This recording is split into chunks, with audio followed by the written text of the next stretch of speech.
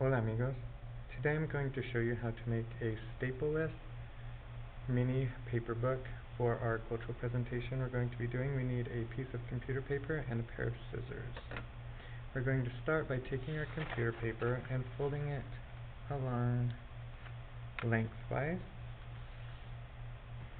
The next two folds we are going to make are going to be folded in half and then folded in half again.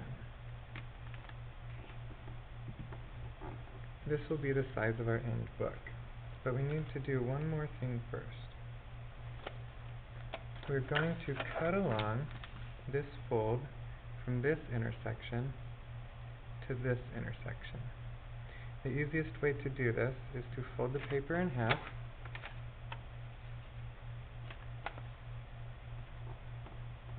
and then starting on the folded side,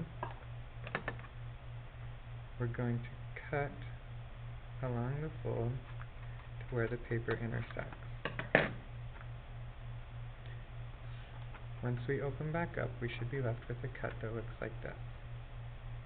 Then in one quick movement, we fold in half, push, and fold.